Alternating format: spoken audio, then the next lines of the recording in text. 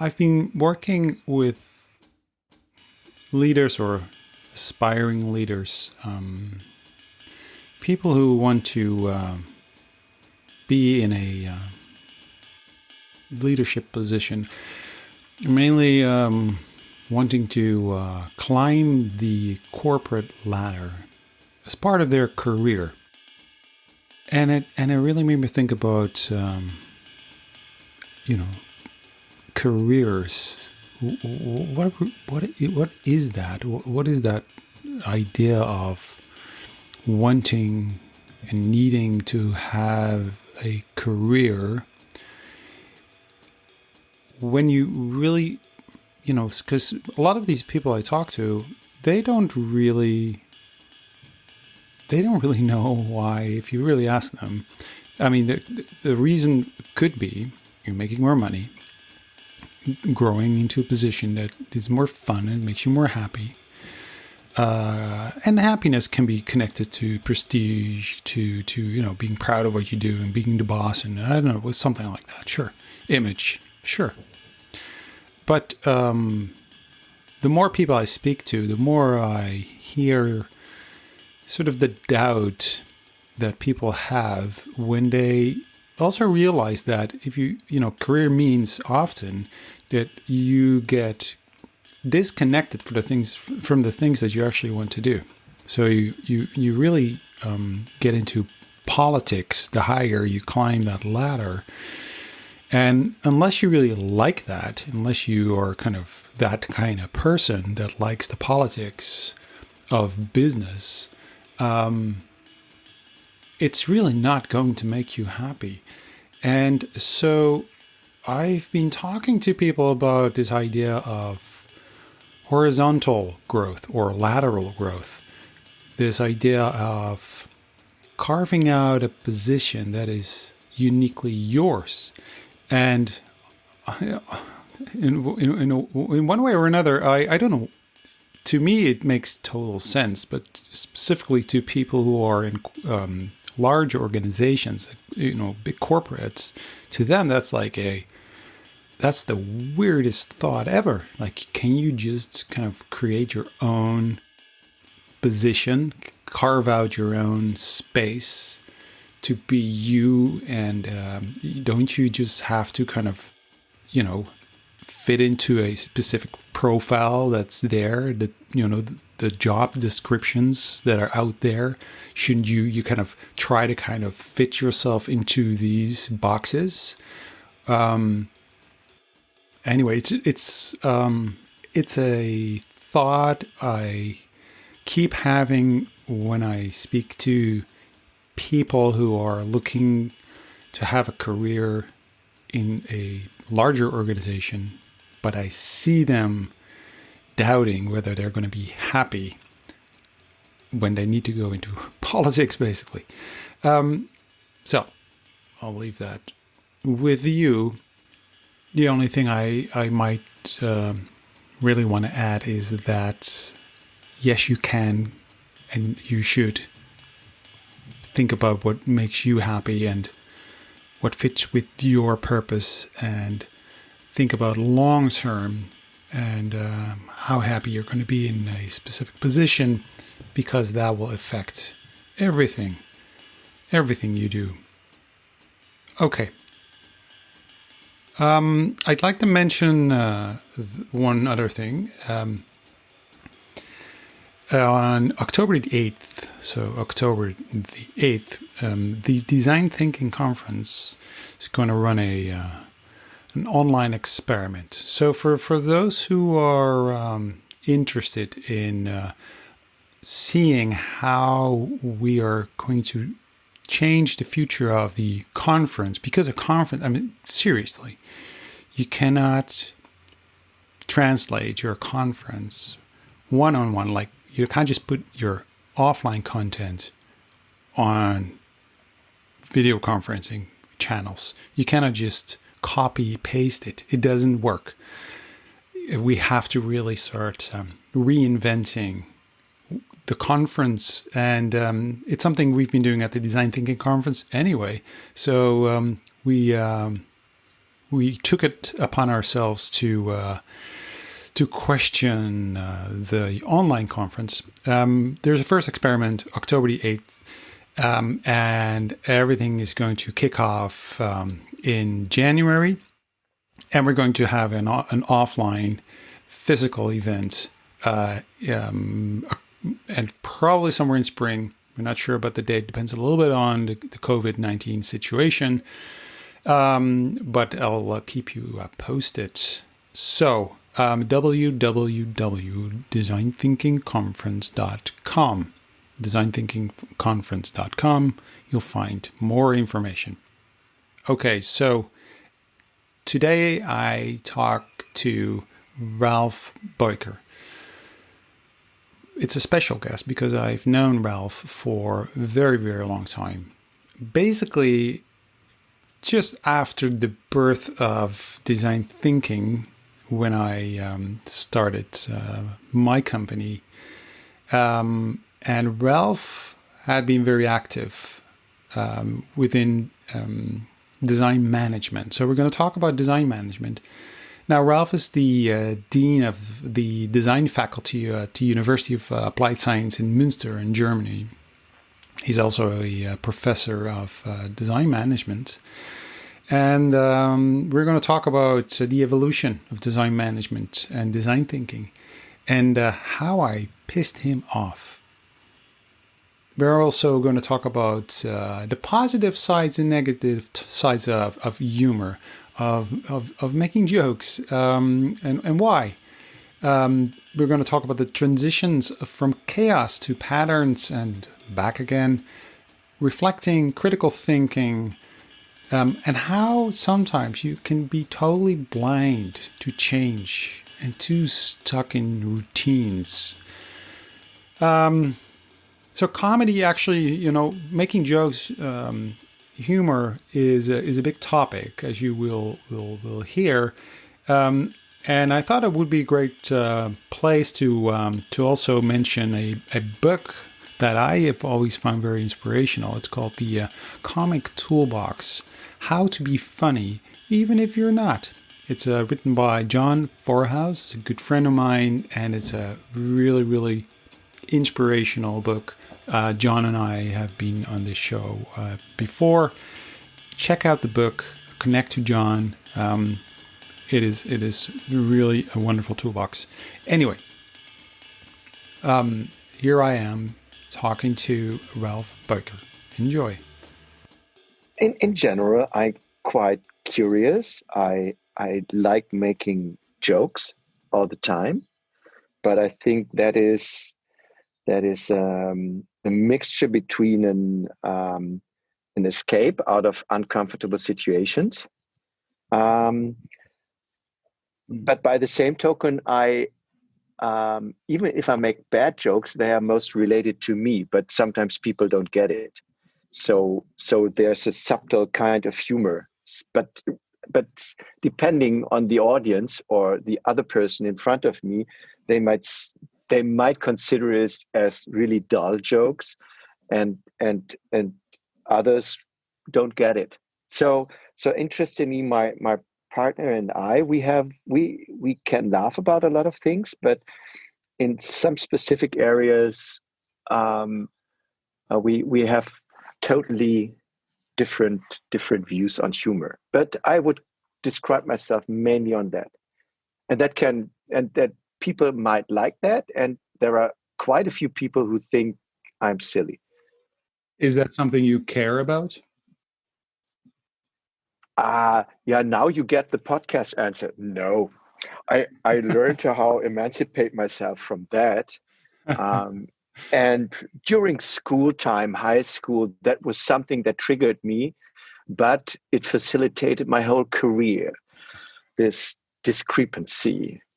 No, yeah, yes, for sure. I mean, to be honest, it makes you vulnerable to a certain degree, because people can criticize you for that, and humor is something that is, yeah, very individual to people, to cultures, to countries, and the likes. So Yeah. So Yeah, and we know each other, for a very long What? time. We know each other. We've known each other for a very long time Okay, now, until and that podcast.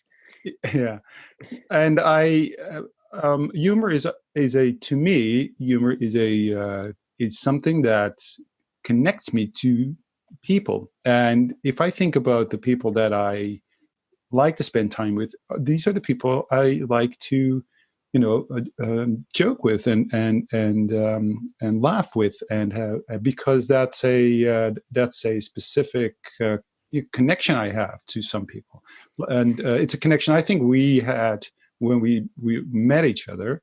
That it was through humor and understanding sometimes the odd jokes, the weird jokes, that maybe made some people frown, and other people like, "What's that all about? That's really silly."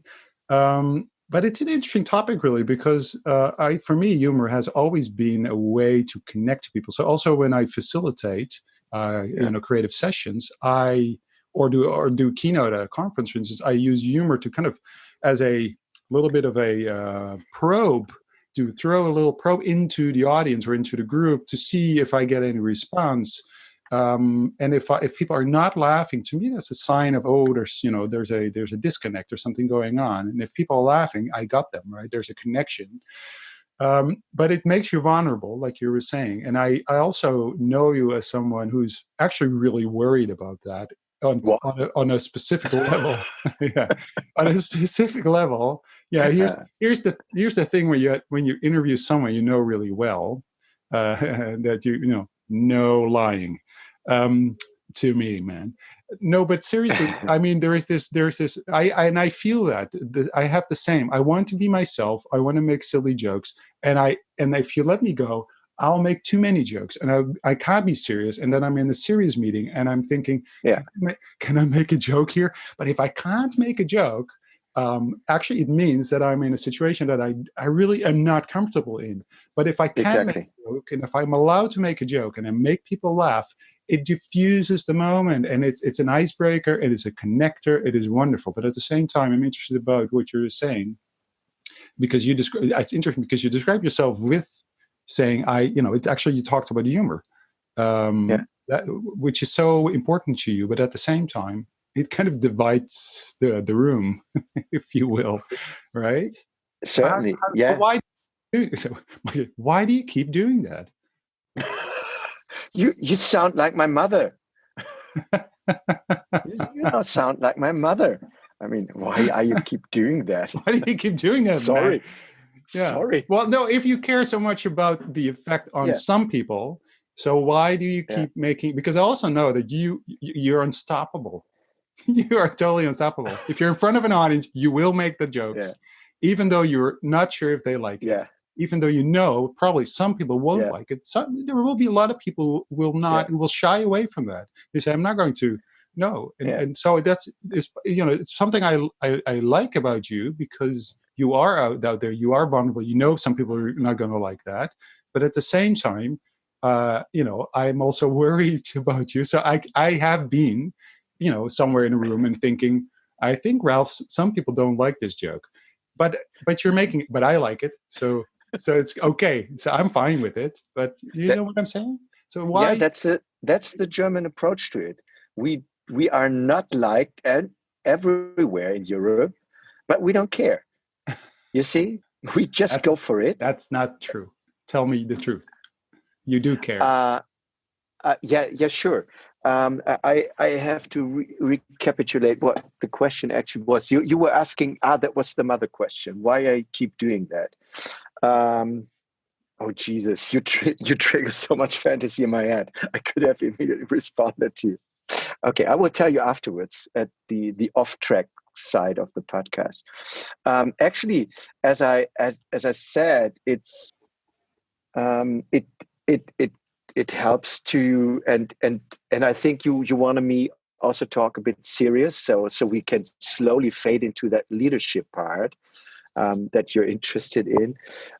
Actually, it as I said earlier, it helps me to find an escape path out of uncomfortable situations. So it's even though I know it can maybe sometimes offend people, irritate people, annoy people.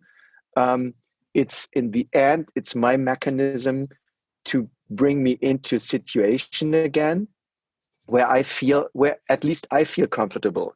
Yeah. And to be honest, I if you would have asked me that question 10 years ago, I would not have said that I use it deliberately. And I think I've sophisticated in hyphens that technique, or to use that thing to my advantage, because as you correctly said, it's not always an advantage, and there are situations where humor is not the thing to to go, or where you have to use it in a very subtle way. You have to scan the room, you have to sense the people, how they are, what kind of characters they are.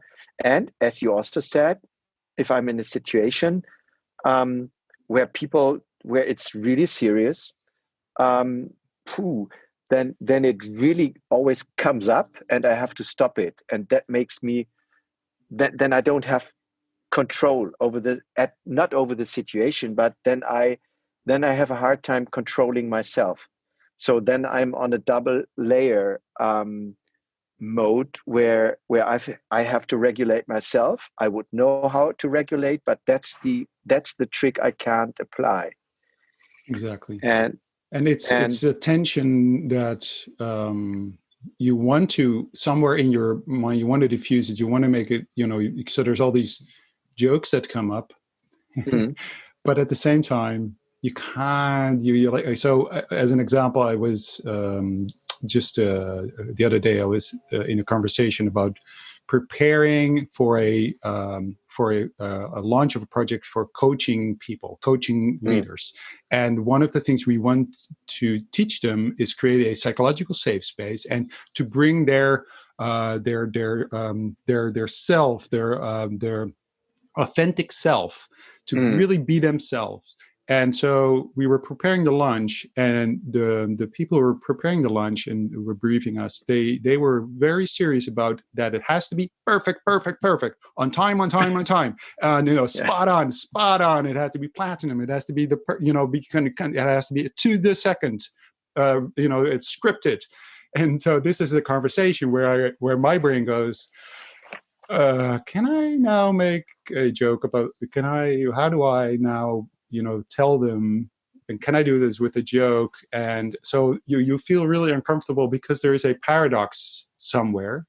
mm, I think those situations are sometimes not the situations you make jokes, but it is difficult to kind of keep yourself from making jokes, or because they're not going to understand it, so you have to find another route. mm, So that kind of situations, I feel that humor sometimes can be a disadvantage, if that's mm. a sort of something you're inclined to do. And I'm really like yourself, I'm inclined to do so. But is that something you did as a child? Is that something you did like when you were a kid? Yeah, and now it goes really to the Freudian route, into family psychology and the like. No, I think I've learned that a bit from my mother. Um, Because she, where did you grow up? yeah, in Dutch I would say vlak bij de grens, which translates to close to the German-Dutch border, Mm, in North Rhine-Westphalia, in the northwestern part of it. It's 1 hour's car drive from Düsseldorf, Cologne, in that area. It's north from the Ruhrgebiet, for the other listeners. But as you told me, there are a lot of Germans listening to this, mm, and so they would know the city of Muenster, where this is. But I grew up in Aarhus, a very small area, or very small town, 25,000 people living there, and so very traditional, conservative Christian structures. with not with strict rules, but with clear rules. It's this. Um, it's an area where the Catholic Church can determine a lot, and I've been influenced by that. So I've been raised in a very traditional Catholic way, in a authoritative context. So my parents, I was really loved by my parents. So just just to keep that in brackets, but in a very authoritative way. So if my dad said something, I was sitting upright. So um, and a bit of this command and order. So if I got an assignment, I had to do it. But on the other way, there it was not that strict, like as you might imagine that in a movie. But yeah, that's where I grew up, and that's how I was raised. And having said that, that might come from my mother. It's also a way to make yourself appealing to others. So I think on a subtle layer, you do So that. the Not jokes, you all. mean, sense of Yeah, humor and making yeah, jokes. So exactly. when you were growing up as a child, that is also something you used. But did you Yes. do it Mm, consciously, or was it something that you now in hindsight say, oh yeah, I guess I used. I mean, it were you the yeah. boy that everybody, you're like the center of attention, and making the jokes, and everybody knew you as the funny guy, or what kind of kid were you? To yeah, to be honest, but that's now. But anyway, so it's a conversation between you and me, and you promised me to never send this podcast live, so Yeah, I can share exactly. these things with you. No one will ever hear this. Okay, that's good. Um, um, no, actually, I learned that on a very, so your first question was consciously or unconsciously. No, Mm-hmm. it was completely unconscious. Mm-hmm. And one day you discover as a kid, I think that's psychologists would call that a normal development curve. You discover when you, I don't know, when you splash the a spoon of soup into your face, then the adults laugh. Funny kid. And when you learn that mechanism, you try to start experimenting unconsciously with it. And if you see it hits, like, oh, they are laughing, and that makes you appear sweet and what a cute boy or whatever, then I think it gets a self dynamic into that. Actually, you asked me about how I was as a kid. Um, I would have considered myself, school was horror because I felt not accepted at all. So so I felt, I think yeah, to be honest, I don't know, but that is in hindsight now my reflection on it. I think the other kids did not like me too much, and then I developed that I think I was a bit, for my teachers, so they might forgive me. I was a bit of the clown in the classroom, and and and oh my god, the psychologists might really exploit that podcast now. um, and I think, even though it was a mechanism to make myself appealing, and even though, and that goes back to the question, why didn't you stop? I recognized that even, I think, at school, even my other fellow students, they didn't like my jokes, but I went on for it. And in that way, it was developing. Sometimes, and now it gets very dramatic how I describe it, a self-fulfilling prophecy. So I had in mind, if I do now a joke, that might, the little chances there that it might make me appealing to others, but then my fatal me said, Ralph, that will never land, that joke. And the other side said, oh, I don't care, but there's the chance of 1%, so I made it. Then people, oh my God, Ralph again. And then I said, yeah, you see, Ralph. So the one side of Ralph said to the other side of Ralph, you see, I promised you that will not land.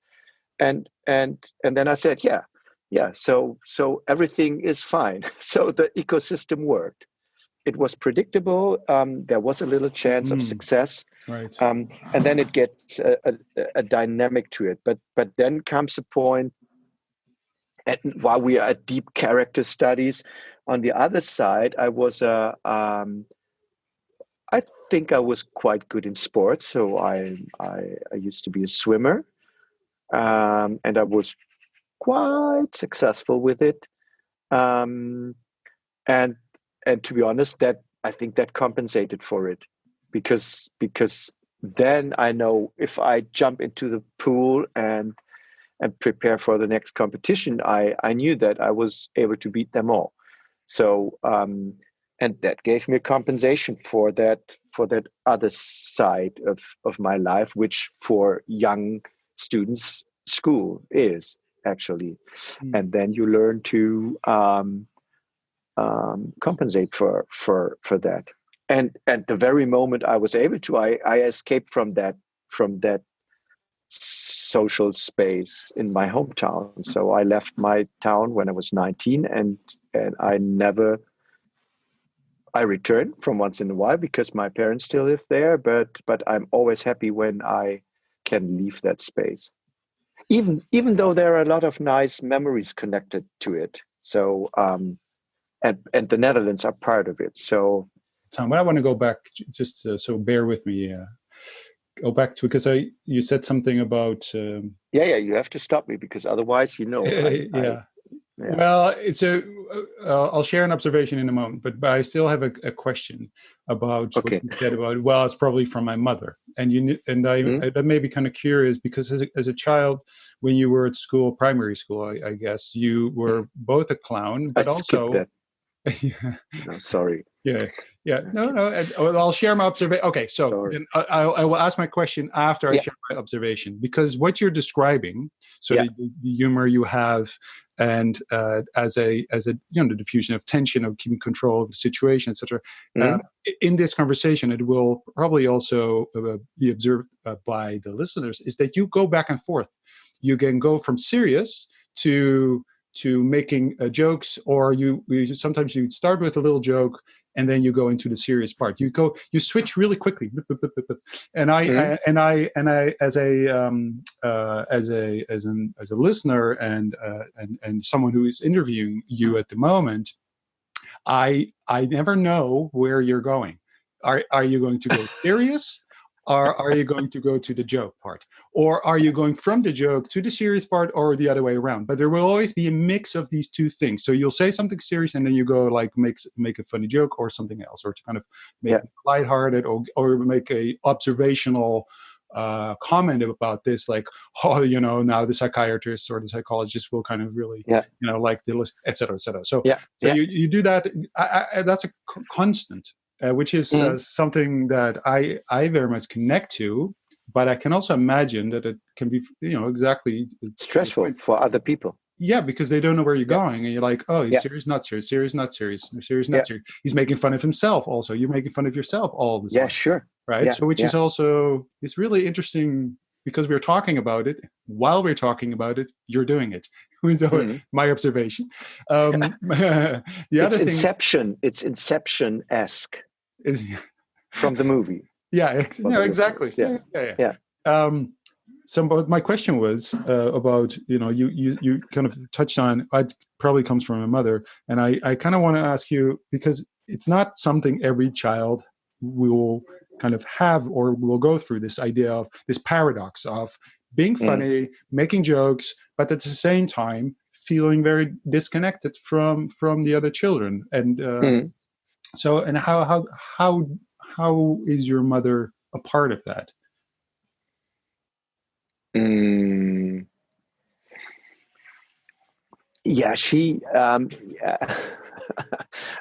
No, I think so, so. My mother also learned so she's a child of the post World War years, Second World War, not first, right?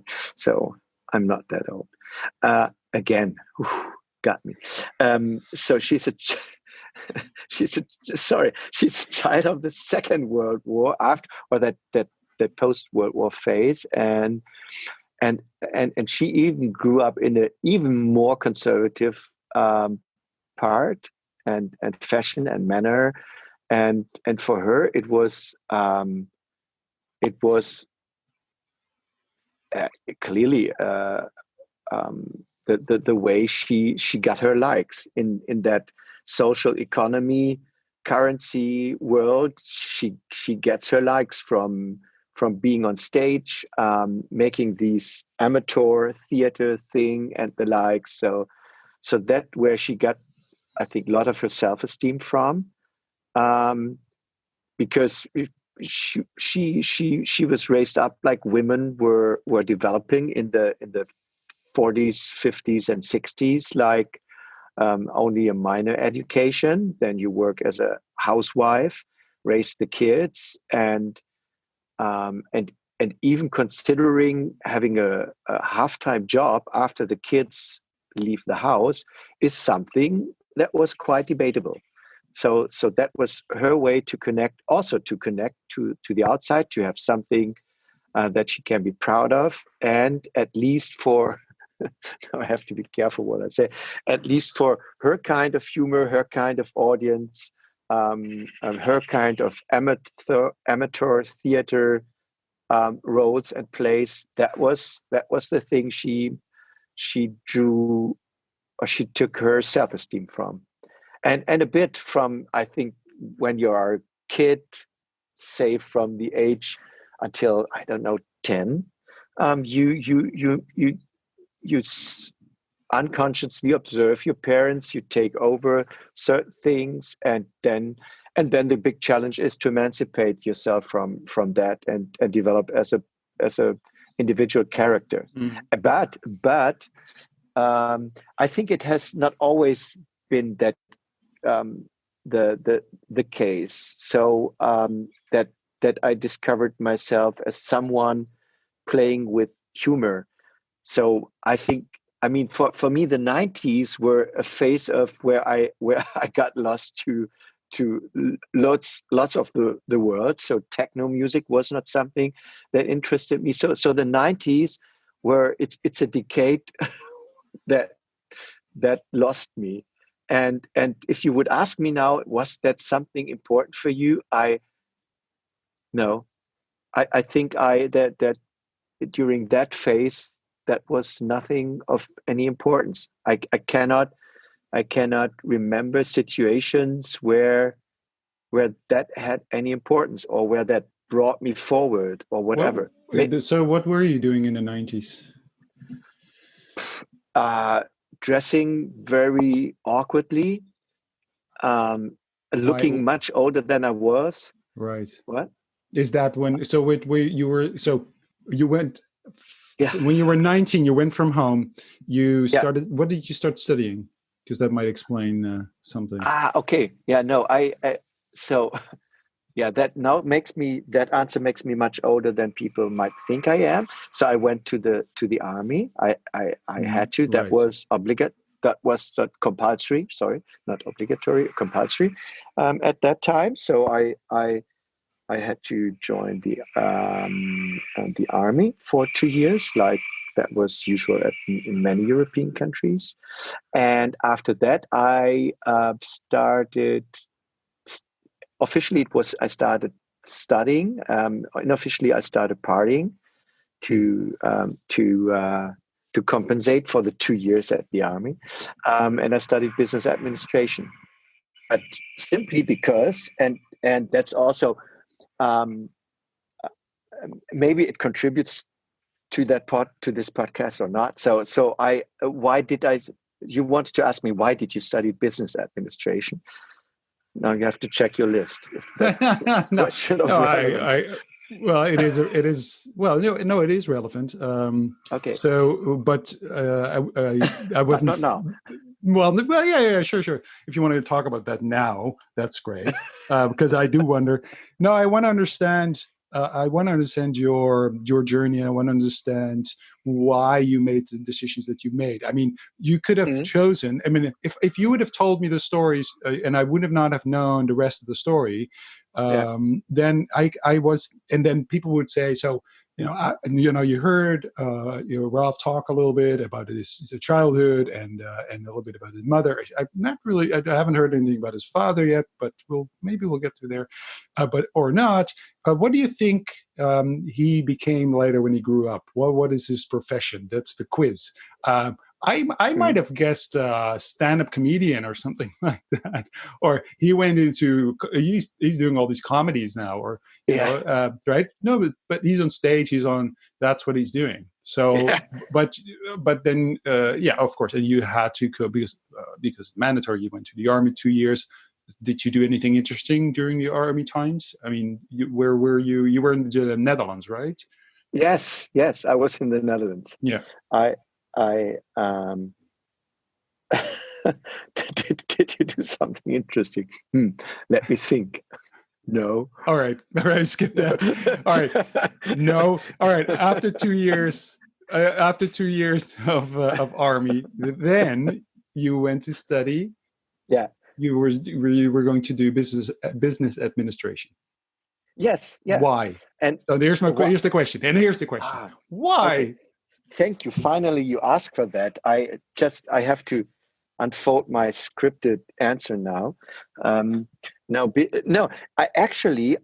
that also goes back to childhood. So that's this podcast. It has got the overarching theme of leadership and what makes you leader to whatever. So childhood and humor seems to be two components. Um, Actually, when I was, I don't know, 12, 12, 13, something like that, I opened, um, I don't know, I discovered, so my parents didn't read the Frankfurter Allgemeine Zeitung. That's something you read in Germany, which has got a very, very good image, intellectual daily newspaper. Um, and I don't know, for some strange reasons, on Saturdays, the Saturday edition was very thick, really thick. You get a lot of paper for money, and I bought that edition, um, and then I flipped through it. I skim read it, the and then I ended in that, and then I discovered that huge part of that Saturday edition of that paper is jobs offers, because the internet was not present in the 80s or late 70s. And yeah, so you had, I don't know, 5 centimeters of jobs that companies were offering, and I was flipping through. So cleaning and facility management, which was not facility management at that time, was something it didn't click with me. And also that all the jobs that work with the hands, I skipped all that parts, and then I landed mentally in that big world, in that big part of business world. And then I saw an advertisement like, we're looking for the head of foreign exports, or the head of um, management, the head of human resources management for, I don't know, for Volkswagen, whatever. So companies that as a 13-year-old you have heard in the news, but you have no idea in general what they are up to. So I saw these job advertised and I read through, and at that time the companies were making job descriptions, what you should give and what they give. And I found that very appealing, especially salaries. So at that time, they salaries. So I learned that you can earn a lot of money when you are the head of export for whatever medium-sized company, or starting with medium-sized company, and your responsibilities, you are responsible for a large team of people. You develop strategies about future development paths for that division and the like. So, and I thought, wow, that that is something that was really appealing. That clicked to me, and then I decided I want to become an export manager. So if the neighbor, and I remember, I think my parents had some really funny neighbors. They asked me, or grandparents asked you, so what do you want to become? And I said, I want to become an export manager. I Serious. yeah, or let it be the head of human resources, whatever. So I gave answers like that, not to entertain other people, but I meant it seriously. And then that was the neighbor I didn't like, asked me, so do you already know how to do that? And I mean, then for a 13-year-old, I said no. Yeah, but that means you have to make a good A-level exam at school, and then you need to study, and then you need to do internships and the likes. And I thought, oh, Jesus, okay. So there was no direct path from school to become the head of human resources. Um, and then I discovered, and then I saw in the very small printed, you have to study, you have an excellent degree in business administration. So I thought, okay. And luckily enough, there was no numerus clausus. Is that something one says? So there was no limit. So you didn't need to have a minimum grade to subscribe to that study program, which worked to my advantage at that time. So Because I you weren't performing well at school, or you no. I average. Look at mm, me. I'm average. Um, no, I was average. I was good, but not specifically. And my majors at school were English and French. So I have my brain goes more for the languages than for the natural sciences. um, yeah, so with language, when you make an A-level exam in languages, there's always a teacher who sees a bias, and yeah. So then, no, it was good. It was good enough, and then I studied business administration, and I found that university program quite nice. We have to beam ourselves back to the 80s, where international cooperations between universities across Europe was not on the top list of topics that universities were interested in. So that university, which was really in a very Catholic odd land part of in Germany, far enough from home that prevented me to go home every weekend. So I had to stay there, and there I developed my social and student life there. So yeah, I studied business administration, which was far less charming and interesting than I thought. So it was a lot of mathematics and statistics and numbers crunching. So then again, I went for the more, what outsiders would call the soft topics, like organization decision finding, psychology of groups, and that was feeding the marketing part. Then human resources management. That was more the stream I was following, and then I made I think a good but not super good exam. So in the end, which then qualified me that I was at least qualified for doing a PhD. And that was something. And at that age, I don't know, in the mid of my 20s, and this now goes real old man talks now, for at least for the younger listeners of your podcast. And you told me 95% of our 2021 of your listeners. No, yes, anyway, yeah. yeah. Tell Anyway, them, Grandpa. Tell them yeah, exactly. in your No, and 20s. Yeah, in my 20s, in the I previous thought century. Yes. previous century.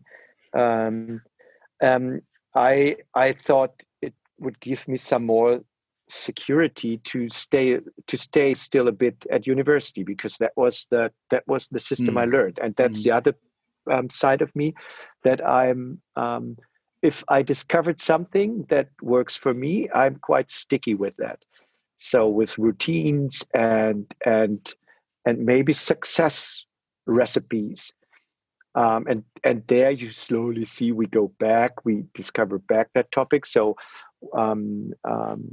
humor, I think now in hindsight, to look back to my what other might call career, um, humor is maybe one ingredient, and the other is routines.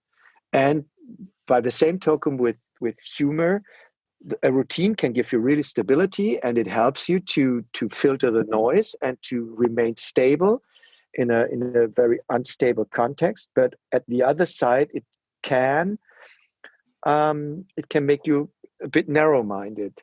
It can make you what in German is called spießig, Mm-hmm. which is to point always at this is the routine things have to go through. Mm-hmm.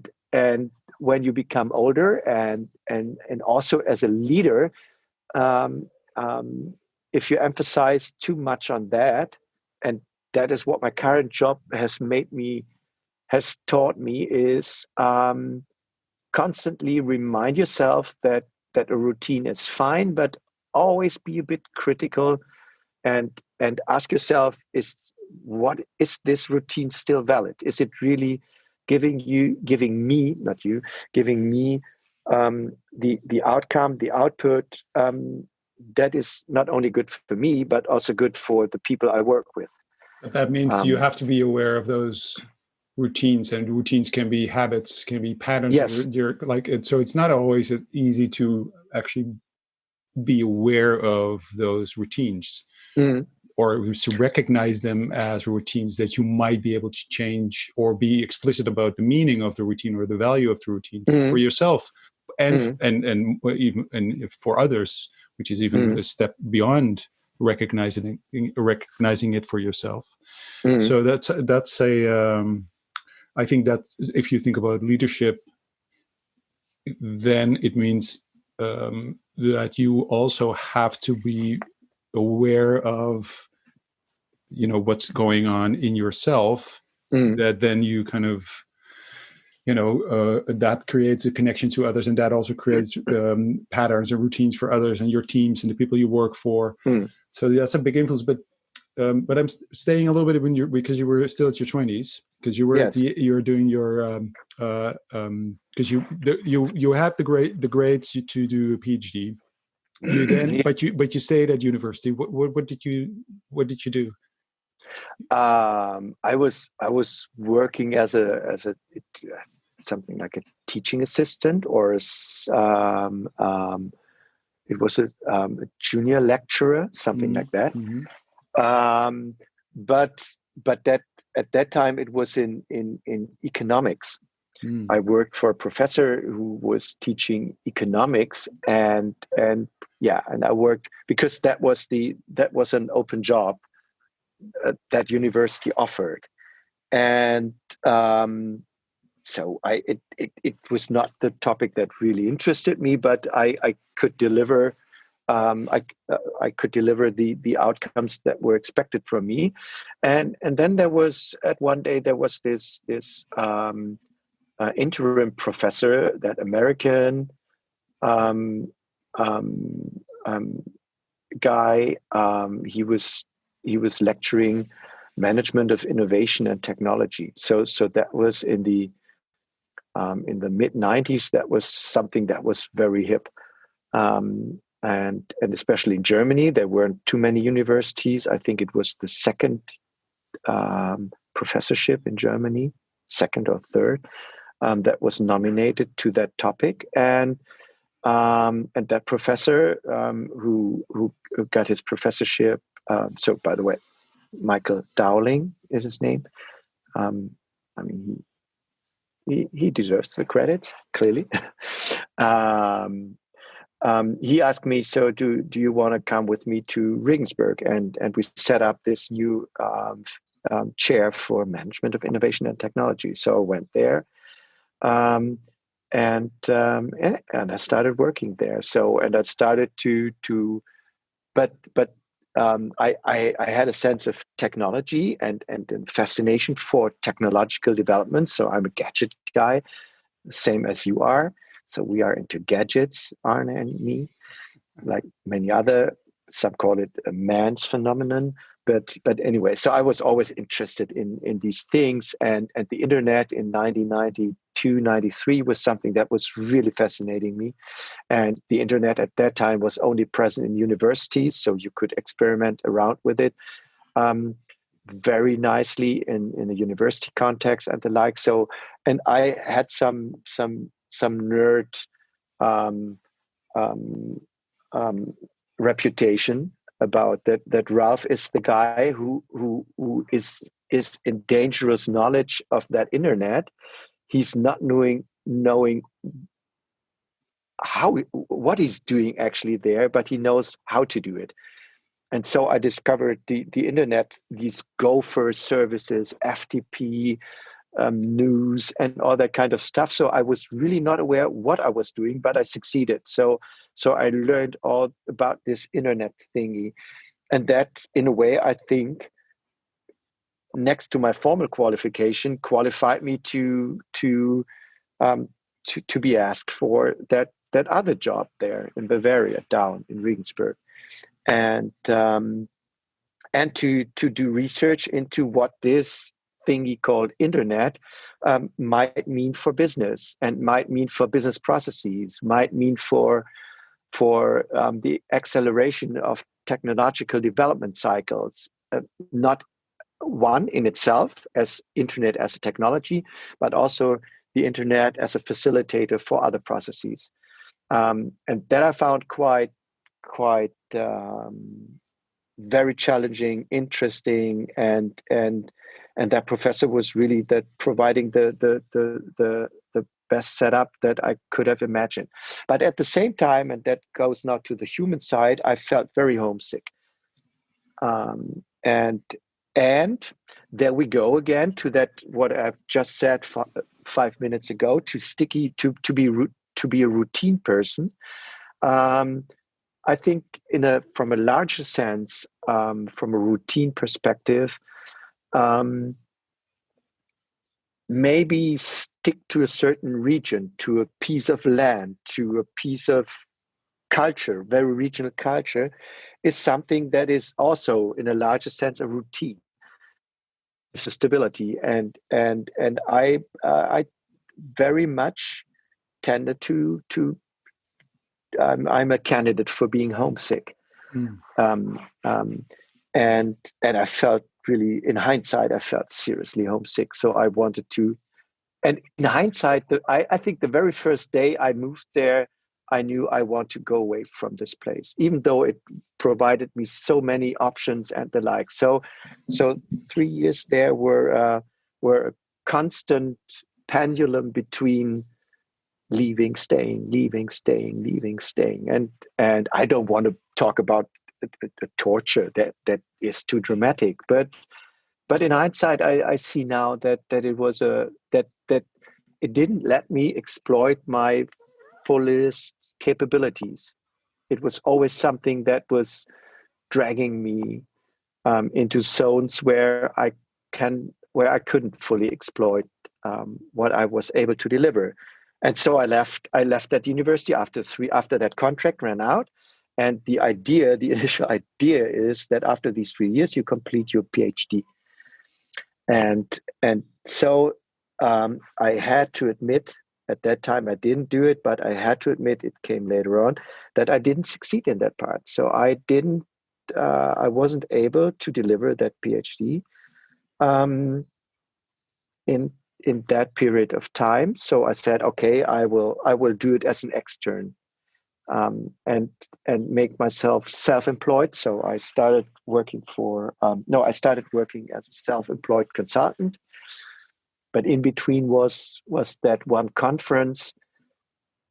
I was just about to leave that job, that 3 years contract, and I went to a design conference, and that was end of the 90s, in the very early 2000s, where the first internet hype really started, where where where where web page design was paid by the page. So if you made a website with 10 pages, you were able to earn 10,000 euros, something like that. Those were the days. The old man's talk, closed now.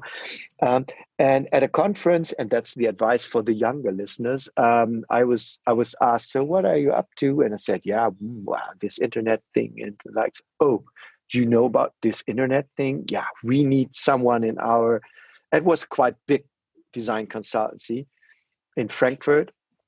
Um, and yeah, we that's an area, digital design, we want to develop. So you are in the know.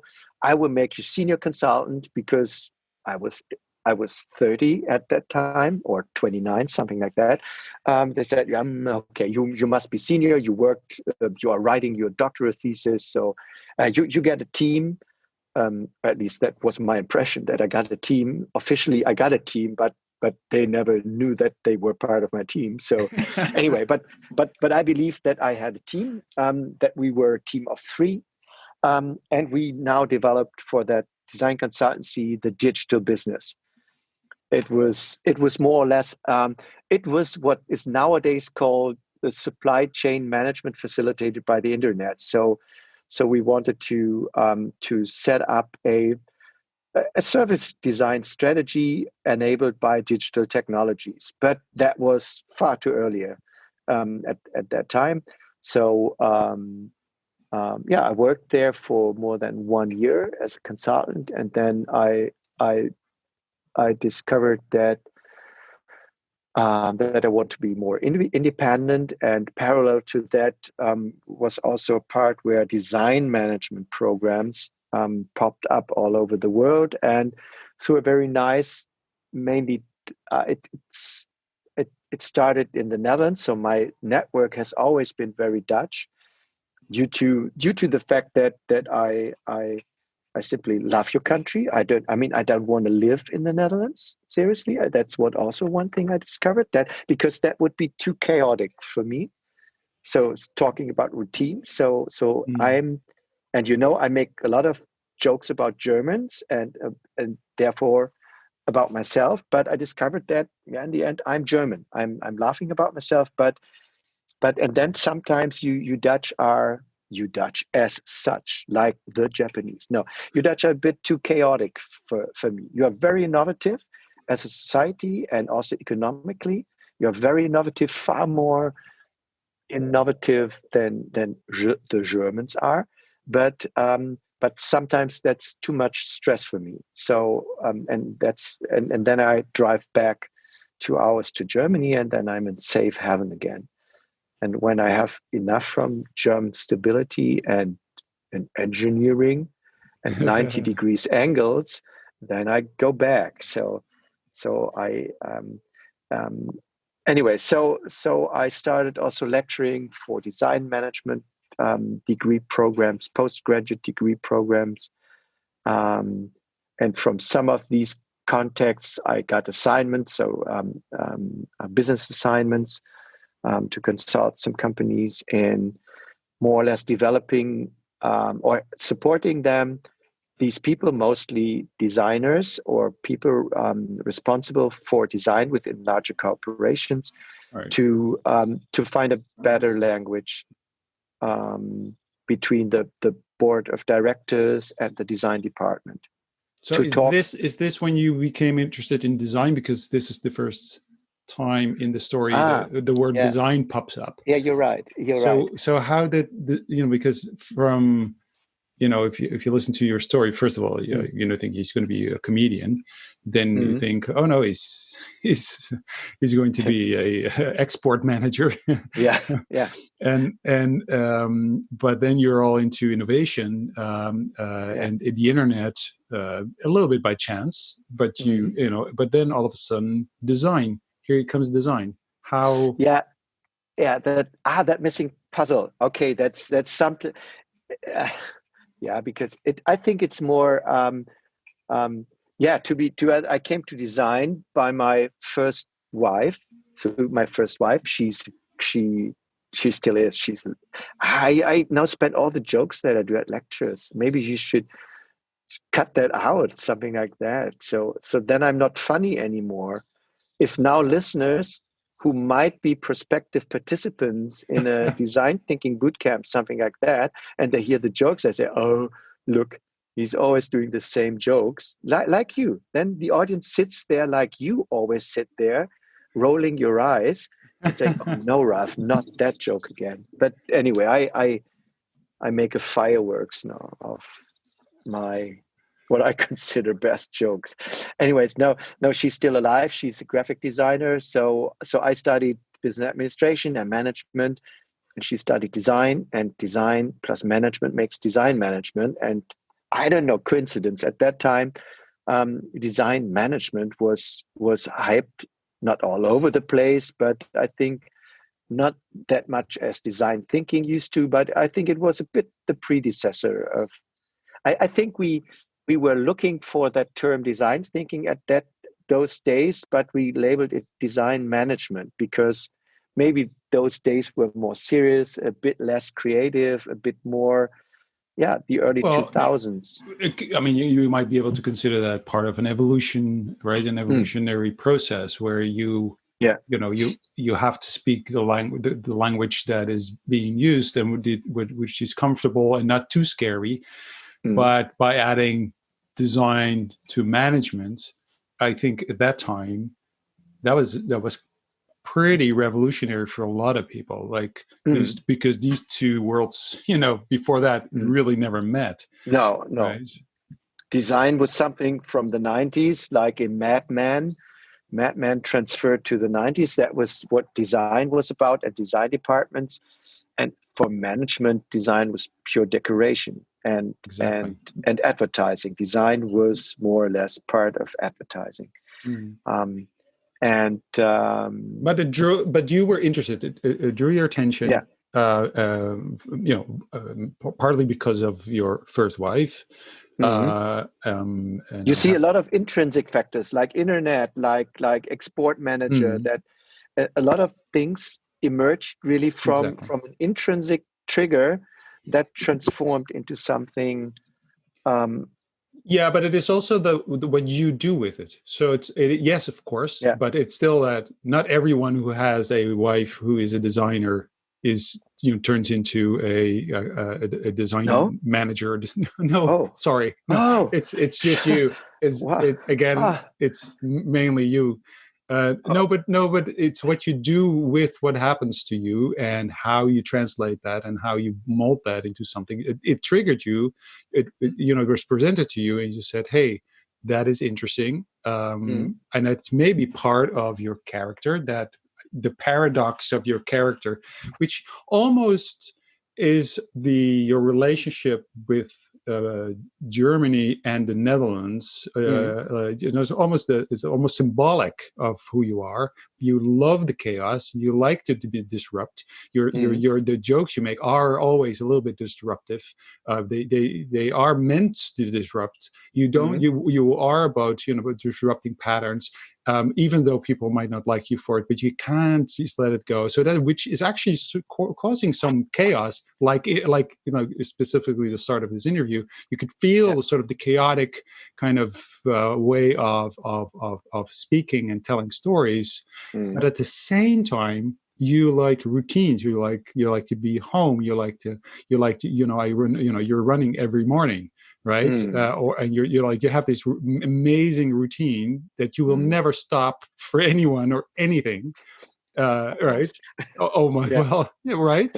Which is but it is that that's a big there's a big divide between these two kind of worlds of being very strict to yourself as well, and very strict about yourself and what you're supposed to do and how you're supposed to do things, and at the same time really loving chaos and just wandering around and making jokes and having conversations that go nowhere. It doesn't matter, right? So it's the paradox. So design sort of and management in a way is that it's those two worlds. Thank you, Arne. You framed it very nicely. No, you're absolutely right. I haven't considered it. Maybe, to be honest, maybe that was one of the incentives for, I mean, not, I mean, we can reveal that. I mean, we're friends. I mean, and doing this podcast as a friend with you is beside being friends an honor. But it was also thinking what might come out, what might be the reward, not the reward, the payoff of this podcast for me, beside giving something to you, and this insight of, and the obvious it might look now, but I've never considered it that way. Um, um, that it might be part of the pattern. So I think that's the nice thing of reflecting while you go. Um, that these connections and the connecting dots pop up. Yeah, because you need people when things change and the world changes, technology changes, business changes, everything changes. You need people to be able to create these bridges, to have our economies or societies and whatever level you talk, to allow that to kind of go to the other side, or connect those dots. And so, and if I think about leadership, to me, leadership is all about understanding patterns, seeing patterns, and being able to connect things that are not connected, which is also design. You connect things that aren't previously connected or badly connected, and you see patterns. So this is a pattern that was there. And in a way, although you didn't know that before it had a language, but you were already there. You were already in, you were already, exploring new things in the internet, and you were interested in it. It was intrinsically motivated. Nobody told you to discover internet and to look at it and to be interested in it, but you were. And at the same time, you came from a world that was very, organized, and it was about management, and it was, et cetera, et cetera. So Yeah. I think it is where people start emerging that are comfortable in that kind of transition moments. So the moment of transition, was your moment, I think, where you came like, hey, I'm comfortable here. Where a lot of people were not comfortable, and there were a lot of people who thought it wasn't far enough. It should be more extreme, and they were out there, and you were right there in the middle. And I think that, is this the time you started your blog as well? Yeah. That was, I think, in 2003. I started that. That was the first, old man's comment now, first wave of blogs where and again, it was a random thing. It was only because I was able to set it up technically. So I was fiddling around with the predecessor of WordPress, I think Movable Type, something like that. That was a software. It was free. It was very beta. It was version 0.4.6.3, something like that. And suddenly I was able to type in, like in a text editor, hello world. I pressed publish, and then it appeared on a web server under web address. And I was totally fascinated. And that was really a 2:35 hours in the night or morning moment where, oh, okay, I have a domain, design-management, DE. Com was already blocked, and I had the technology, and then I thought, okay, shit, the second shit here, I have to do something with it now. So I started blogging about design management and my random observations and reflections, and I did that, I think, for 5 or 6 years. And now it's technically completely corrupt. It's I think it disappeared. No, the domain is still online, but it gives you a WordPress error message, and Right.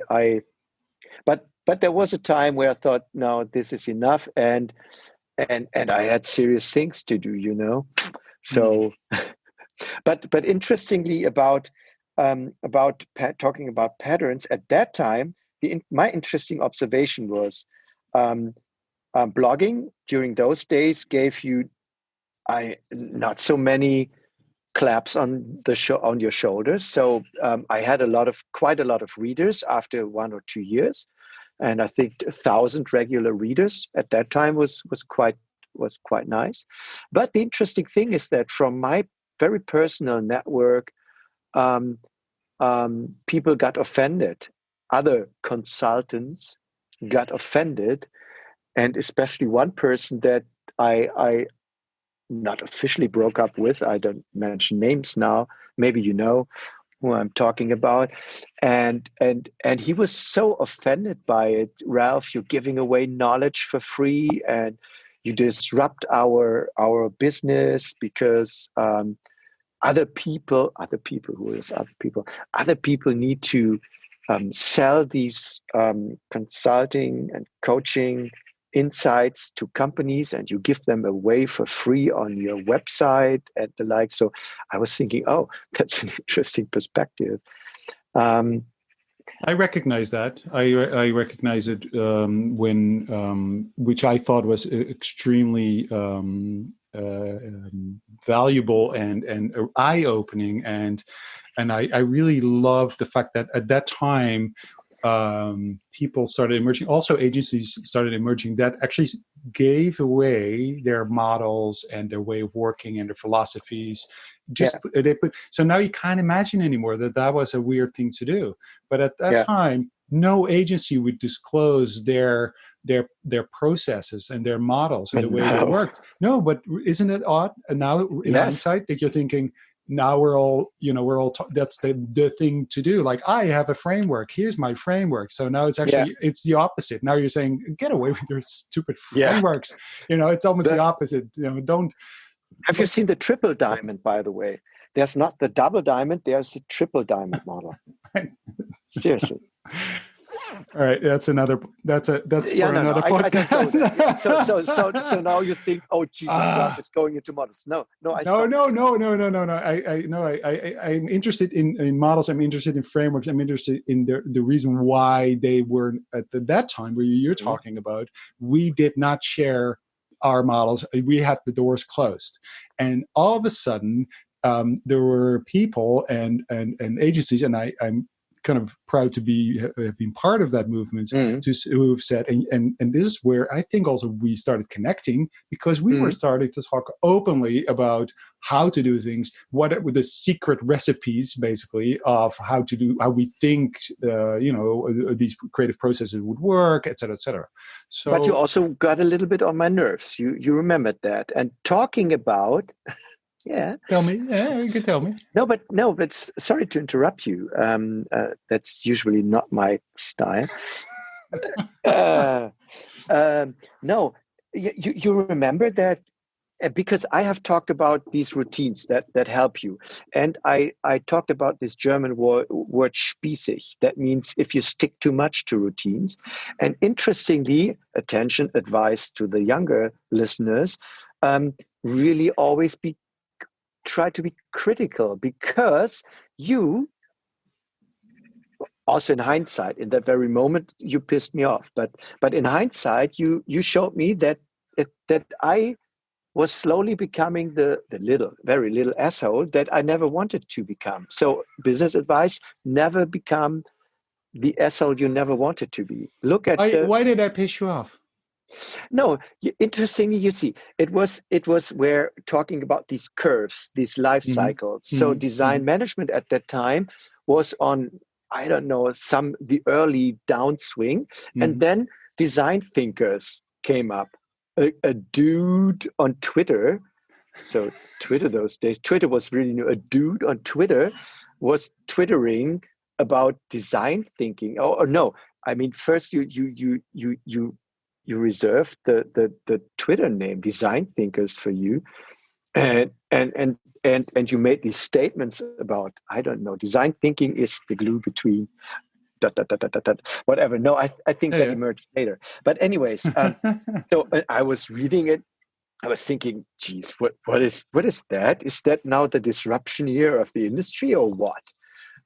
Who is he? And then I discovered that you were pretty relaxed.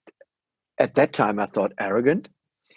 Um, um, and you were the arrogant dude from Amsterdam, and now ignoring all the honors that personally I have thought I have received through the community. Um, and now he's talking about something completely different, not completely different. I considered it as completely different, but that didn't connect, but that had the word design in it, and people started getting fascinated by that, and that drew away attention from my expertise to your, not their expertise. That was my picture. Yeah. And so I fell into that, exactly in that trap. So I felt too comfortable in my routines, and I thought, okay, this is now how it is. And design management was everybody's darling, and I had quite a nice network. I was respected in that network, or at least I thought. Um, and everything was fine. And then you came and you disrupted that whole thing.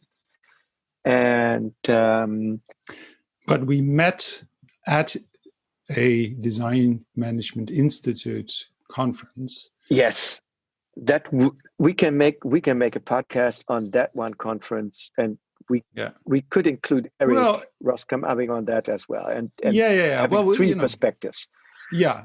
Oh, yeah. Many other people who are still part of that community, Yeah, because it was the start of a community that has been very influential for me, and I think for many of us. yeah, sure. Because we also, maybe if you think about and the way I kind of saw it almost as a symbolical of your character, the blend, the sort of the German Dutchness that you have, sort of you love the chaos, and but at the same time you need to structure. Yeah. Basically, when we met, it was, we represented both of those worlds. Both, Mm. things need to be structured. They need to Mm. be, there need Yeah, to be patterns, but also exactly. we love of chaos. Mm. So to me, the people I met at that design management conference, and sort of my introduction to this community has always been very influential, because it also meant that I could blend those worlds, and it was also, again, a bridge, and Mm. you and Eric and others, also kind of were really helpful in creating those bridges and creating those, blending of those communities, the design thinking service design community, and the design management community. So I Mm. think we're talking about a moment of transition that Mm. we thought was ending with, it was settled for design management. Mm. Like many people have thought it would settle for service design or design Mm. thinking, but Mm. I think that we've been discovering that, and again, it's total common sense, but still, you have to kind of, when you're in the middle of it, sometimes you don't understand these patterns. Yes. But Yeah. it never settles. It is moving forward, like it's moving forward now. Design thinking now is not what it was when we started talking. Yeah, and you know what? If I look at it now, I was thinking, Jesus, how blind have I been that I couldn't have seen it? I mean, but that also opens a different topic. But to make it short, it's really because we are talking about patterns, about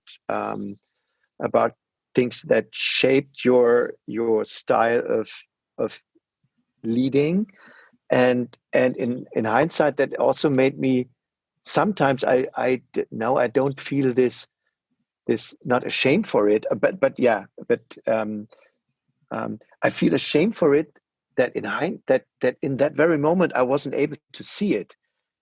which is now so obvious to see that process, that design thinking is about the process and the likes, and we are so obsessed with the thing like design that it wasn't about the notion of what the things are, but what the things should be and all the projections and the likes.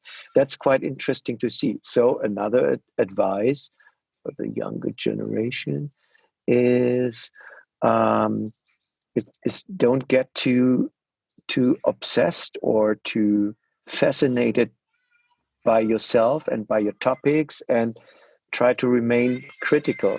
But That's not just for younger generations, Ralph. No, okay. that's for all of us, because it's a trap. And we talked about this, Yeah. when you think about leadership, you're recognizing patterns, Mm, seeing them, and then consciously either using them or disrupting them. But mm, but recognize patterns, starting with yourself, because as a leader, you have your habits, you have your patterns, you have you're part of a system, a wider system.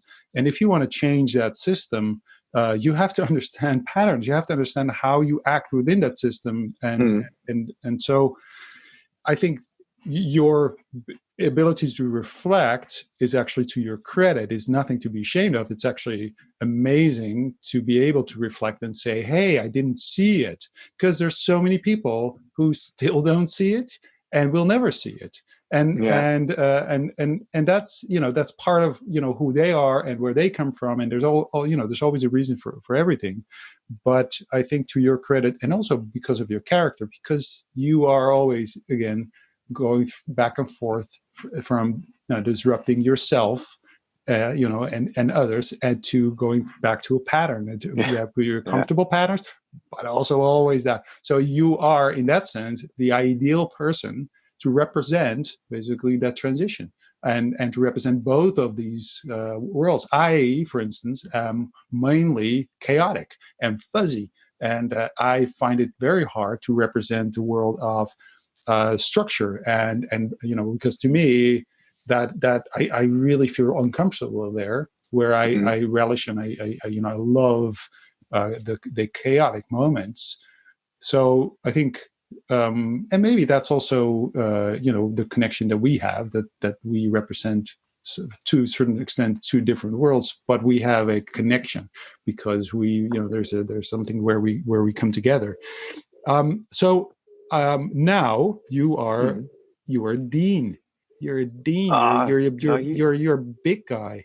You're the hot shot. You're the man. You're the main man at a design school. Which to me, when I was young, that was like, you wanted to be an expert manager. But to yeah. me, being the dean of a design school is better than an export manager. Is like, I see. that sounds like amazing. Like you reach the top of the top of the top. Yeah.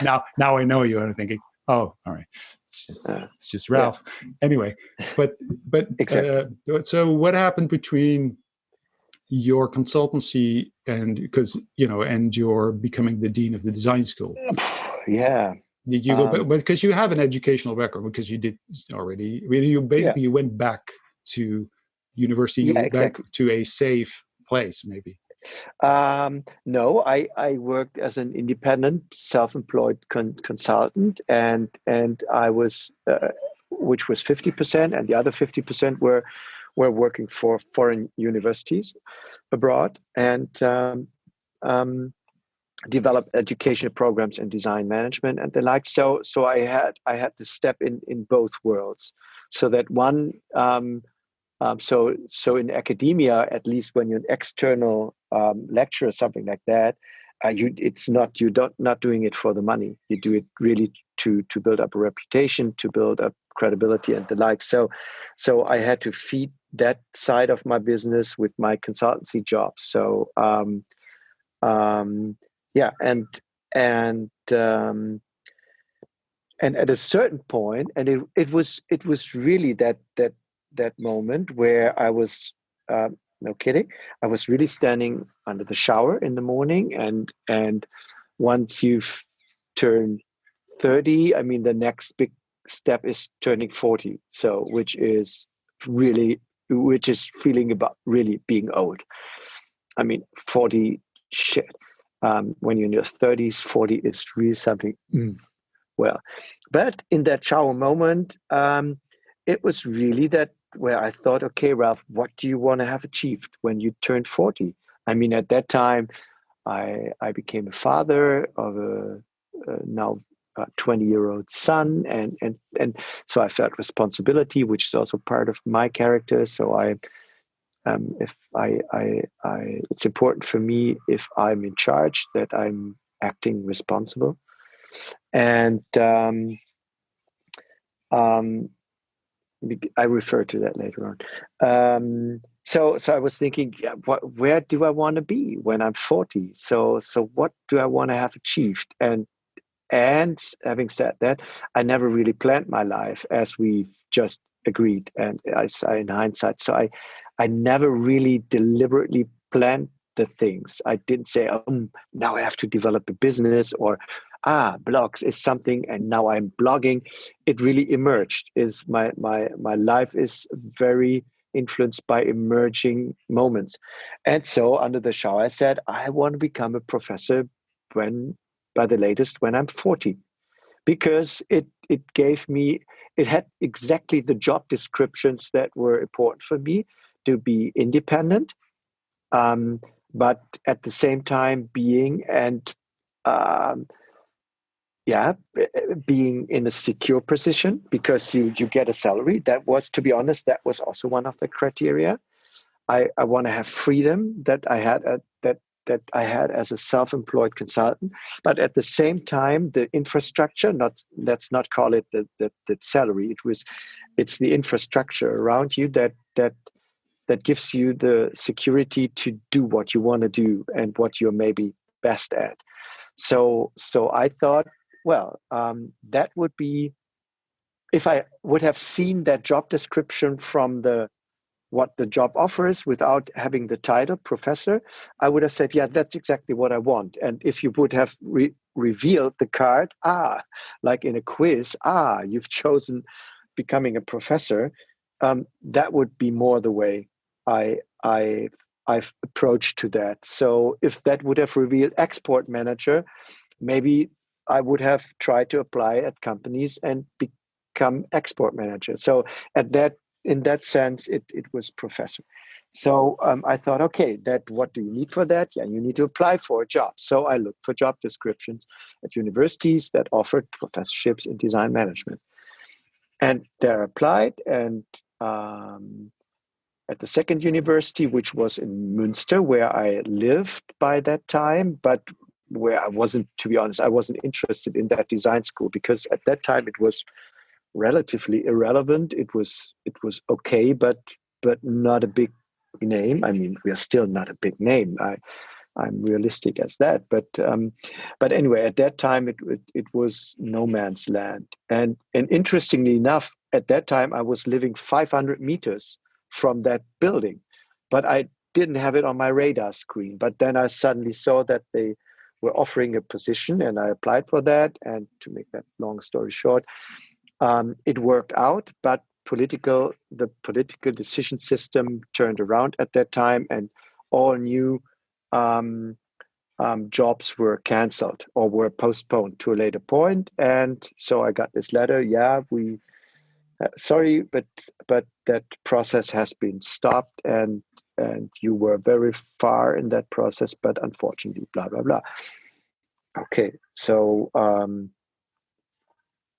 said, okay, well, sad, but they said, yeah, but you could be an external lecturer, honorary lecturer.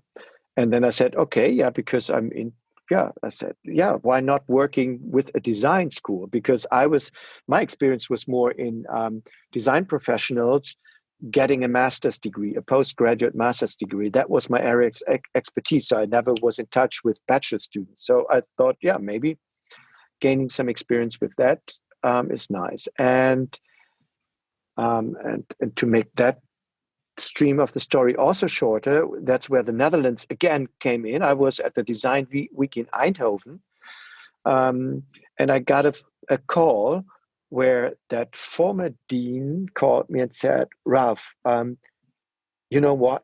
We can finally offer you a position. um, at our faculty. And I said, okay, that came really out of nowhere land. Um, yeah, and when you turn 40, you know that there's always a catch in that whole thing. And I said, yeah, but you need to become a dean. You need to become our dean. And I said, how about to do it the other way around, to come from content and then take over administration? I said, no, we need a dean right now. Literally between that, I said, we're not interested in your content or whatever. But we first now need a dean. And I thought, okay, well, then let's take the challenge. So as I say to my colleagues, because they say, Ralf, you are dean. You are very good at administration, at orchestration, and the like. So um, and yeah, you need to become in the next decade. You need to be remain our dean. I said, yeah, but what do you think? Do you think I'm born as a dean? Is that something you plop out of your mother, and then the nurse says, oh, a little dean? Um, no, so no, it doesn't work that way. So one has to develop, um, fill that role with content. So I accepted that challenge, also because I thought, okay, if that is necessary to my shower experiment, I want to be professor when I'm 40. I thought, okay, if that is now that that path that uncovers, I will follow and accept that path. So I said, yeah, I will do that. And then through tiny administration steps. So then I was elected as their dean, and that's now 10 years ago. And if I look back to those recent 10 years and to my main learning experiences, is that and again, there's that pattern that you've identified, or we've identified collaboratively within this podcast. Um, I discovered that being a dean of a design school is blending chaos in hyphens, with order, which is administration. And I'm constantly in this pendulum mode of managing very creative people, like these bunch of professors, illustrators, media designers, product designers, communication designers from all kinds of subdisciplines, um, and giving them a structure that still nurtures their creativity and what they are good at, but at the same time makes it manageable for the rest of the organization, as on a school level, but also on a university level. So we, as a unit and part of that larger system, university, we also need to be manageable. So I think I took over with two colleagues that deanship, um, and we were really the creative clowns. At least that was the image that faculty had. If a wall needs to be painted in fancy colors, ask the designers. They say no, yellow is not the thing. You need to do it in pink, something like that. And those were the questions and assignments that I overstretch it now. I've been confronted with, and that was very dissatisfying. So first answer was, sorry, I have no clue about colors. Yeah, but you're a designer. No, I'm not a designer. I'm a manager. I studied business administration. Oh, what? You studied business administration and you now are leading the design faculty? How's that? So that was quite, and I think it still is, but also, So but again, all, the two yeah, worlds are colliding or blending, Yeah, or yeah, and there's this constant tension between the two sides, yeah, which is most of the time positive energy, but yes. it can also be sometimes negative energy. Oh man, it can be very frustrating. Mm. It's really but there was a point I can't tell you, yes, I can nail it to I okay, now comes something. Now comes I reveal a secret. Arne, you are not my only friend. Oh. I oh, you're not my only best friend. Oh, it's getting I, worse. it's getting worse. There is another best friend. So he's a colleague, and you know him. It's Rüdiger. Mm. Um, and I think he in also in hindsight, not in that very moment, it was a struggle. It was a struggle, creativity against structure. It was, while he's a very structured person in a way, but and he's not the typical creative weirdo or whatever. Um, but he made me understand, together also with you, Arne, whisper, whisper. Um, that, and that phase in my life, which I don't want to talk about now because it would be a different podcast, but where I learned to accept that sometimes you need to let go of structure and of everything. Yeah. Um, and and And just so people know that what we're not going to talk about is the divorce. no, no, no, we don't talk about that, but it made me really learn Yeah, a lot, exactly. and which nurtured Yeah. the way how I see my job right now, is to really sometimes you need to let people go, Hmm. not Yeah. in a way of say goodbye, but give them the freedom, because it's not Exactly. it's to not to tell, and there we are with leaders, and what my understanding of leadership is, um, learn to accept, and that's a very daily struggle I have every morning I wake up, and I subconsciously tell myself, Ralf, really accept and learn, continue learning to accept that the others are not like you, Ralph, and and and learn to work with others, and not yeah yeah, accept that they are different individuals. And it's like with this, I'm not good in soccer, I'm not a good analyzer of a soccer match, but soccer tells you a lot of things. And if you are a coach of a soccer team, not in the Premier League but in the third or fourth league, you need to accept that the team you have. Yeah, it's you need to, in life, you or in leadership, you need to sometimes learn to accept and work with the team that you have. And that gives you, and you only have two extreme choices: either you try to make your life hard and impose your view to the world to the other people, and impose structure to people who have other structures, or you try to identify their structures, accept those structures, and try to see where you can connect to these other structures, and and craft it as a leadership strategy that works for that organization.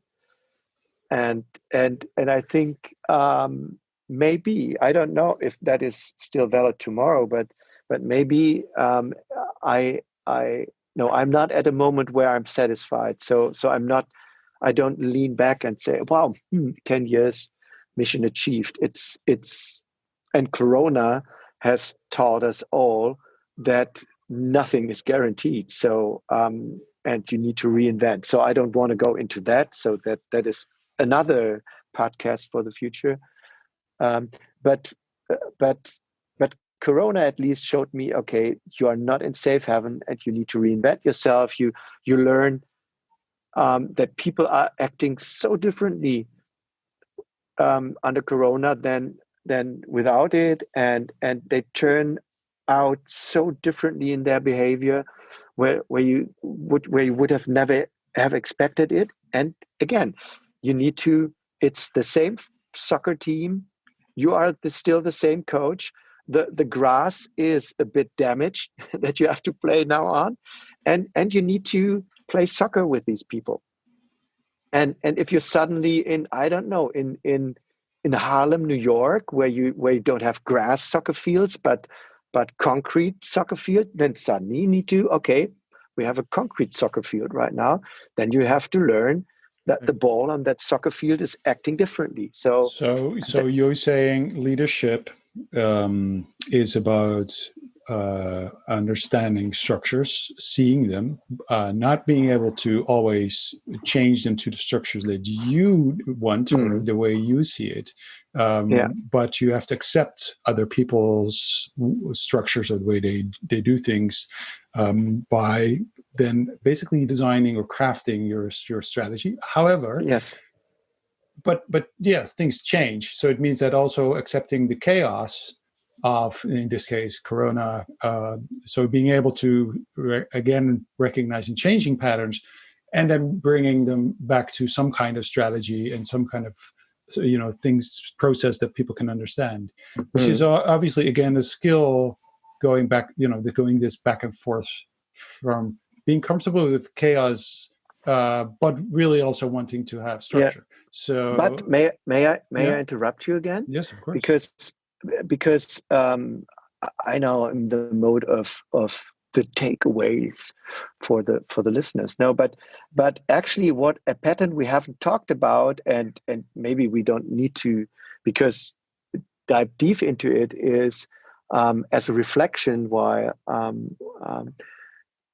I and you can't do that alone. So that's maybe where we also started with humor and the like. So humor only works when there are two people at least in the room.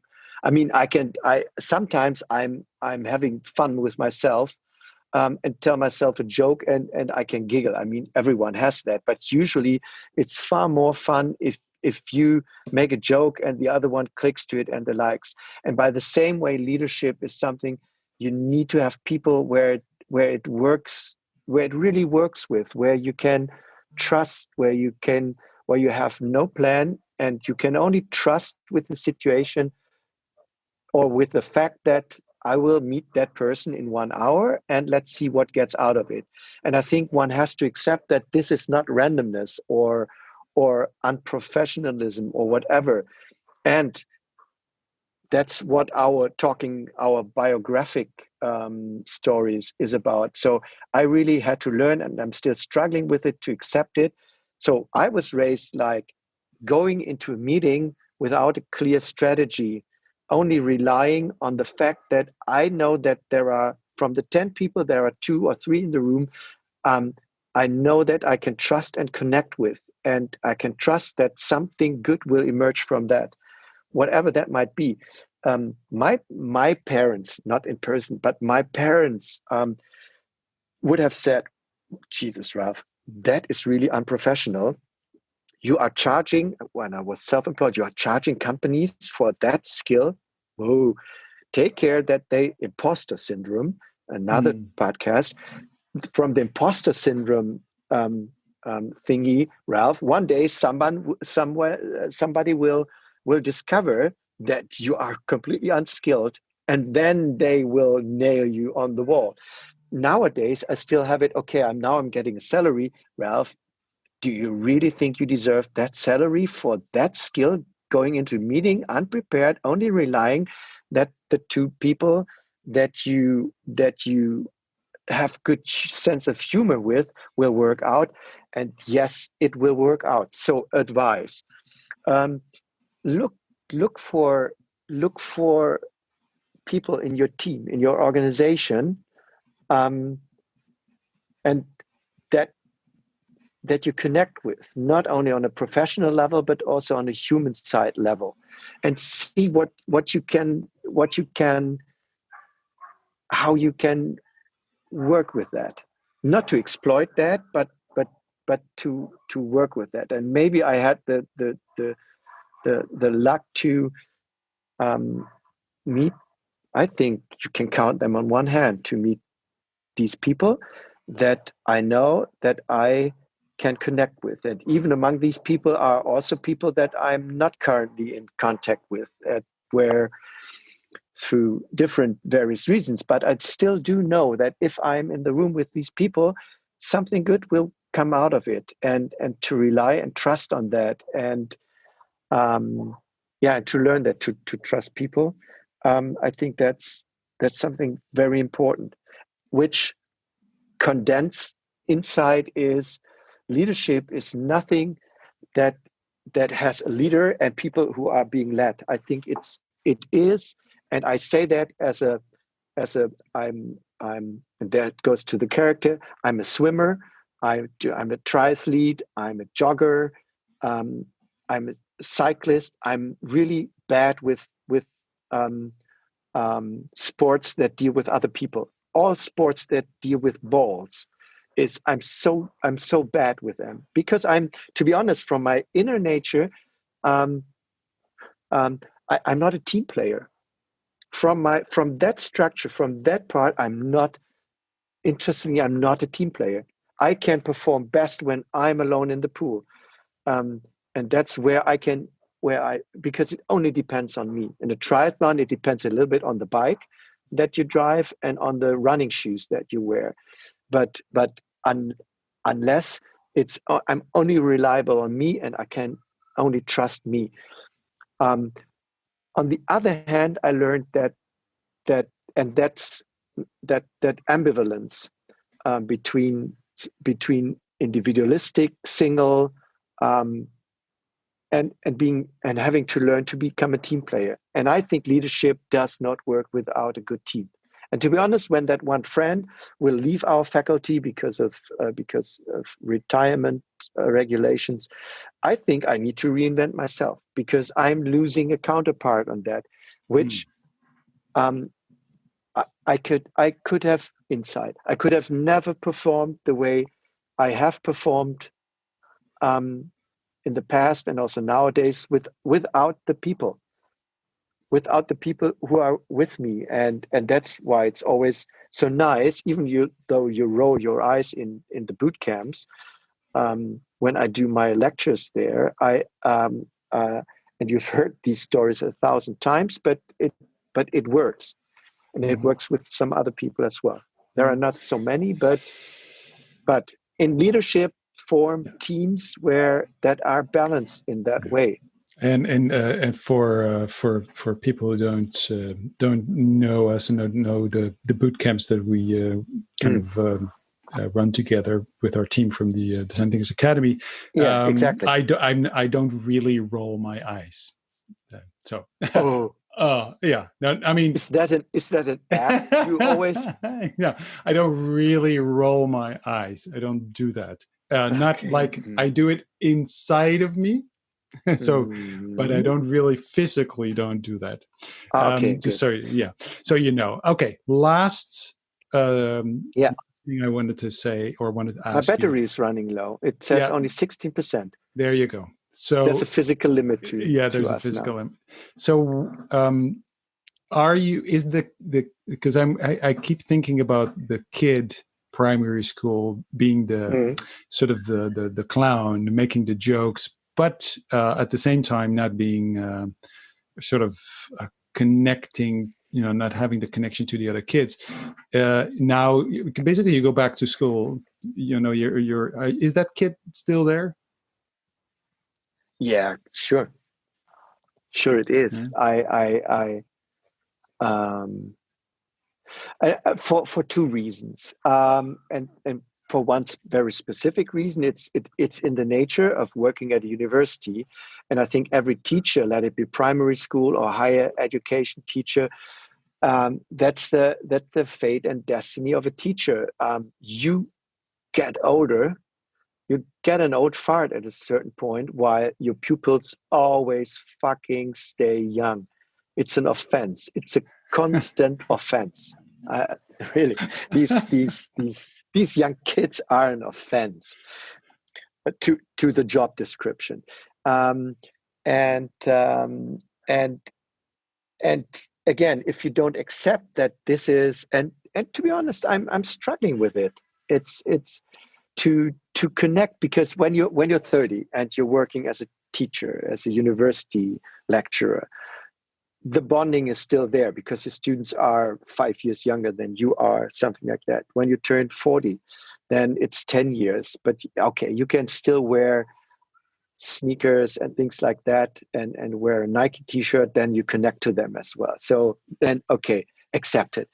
Then 40, then you turn 50. Jesus, that is really, really old. And this is where, for most of us, some clothes as a symbol for things, some clothes really don't work anymore. And we all fall into the trap that we subtly dress awkwardly, where they look at you and you feel that, and you feel, okay, you need to change something, not only with the clothes with a superficial level, but also with your mindset. So accepting things, and the likes. And the question with that kid is, yeah, it's sure, every lecture, every new semester, every boot camp, every um, every public speaking in public is and remains a challenge. I'm nervous. I have my doubts.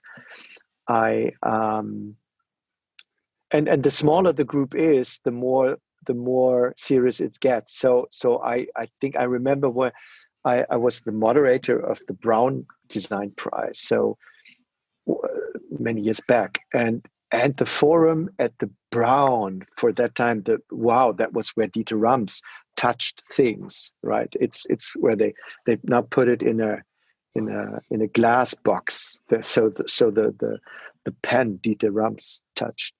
No, it's not like that at Brown, but still, the forum was filled with 1,000 people for that prize ceremony.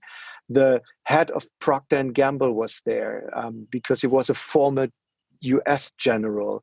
The security, the NSA, whatever people were there, and I was, to be honest, I was not really nervous, um, for a second, but then it went away. But the very moment I'm going to smaller meetings, it's still there. It's And then the challenge is, yes, sure, you do, by turning older, you do some jokes, and there we are at the starting point with, you do some jokes that work, and I know which jokes usually work. Um, but then again, it's a constant exploration of what works beyond that, and I think that's the really nice challenge, and I think I'm in a process of learning to accept that this will never be stable. So it will remain chaotic. It will require from my end that I need to adjust myself to that context constantly. And talking about the boot camps, the design thinking boot camps, and the people attending it, they also changed over time. It's quite interesting to see that in the beginning it were a lot of designers attending them, and now it's really far more managers, even, okay, nobody listens to us, accountants. So, but that's more referral to Monty Python jokes about accountants, but bracket closed. So it's interesting who attends to them, and they think they work differently, and sometimes it's quite irritating, talk also known as interesting, to see how people behave in that context. Not, I don't want to judge about it, but it's a new learning experience to see, okay, this is what triggers people, and this is what they find interesting. Okay, accept that, and see how that works with you. But the question is, the inner child is still there, and I do think it will not go away. Um, I think, while having talked about it now for more than 1 hour, I think it will become little bit milder, that effect. But then again, we are again at that point where what we've said half an hour ago: don't become spießig, self satisfactory, is being Yeah. too satisfied with yourself, and Well, I don't think. you have that in you to become species. So I think you will be always on that search for balance, going back and forth. And I think that's wonderful, and I enjoy that, and I really want to thank you for having this conversation and sharing this story with me and the rest of the world. Did I tell you something new? Maybe I can ask. No. No. No. No. Yes. To be honest, no. Yes, No, you Ralf. did. No. It's like you said. It is reflection and connecting things that are. I know from because I know you for a long time. So, but the being able to connect things in a story sometimes creates recognizing patterns and saying, hey, and I want people to understand that.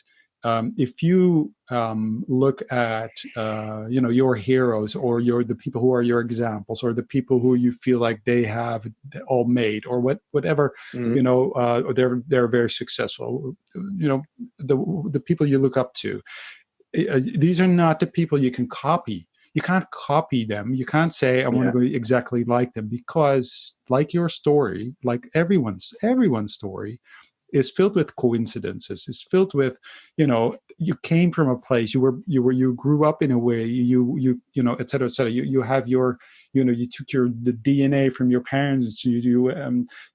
Everything that made you very unique to everyone else, and your perception and your perspective and your worldview and your reality is different than everyone else's. Yes. So sure. I just want to say, and I hope it feels to people as a liberation to kind of say, no, you don't look at others. You don't find the answer in others. You might find inspiration and courage, but you find it in yourself. There is no other way, because you can never be Ralf, because that is impossible. Even I cannot be me. Yeah. Well, that's a good ending for the podcast, I think. Which even Ralf cannot be Ralf. Yeah. Well, thank you very much, Ralf. You're welcome.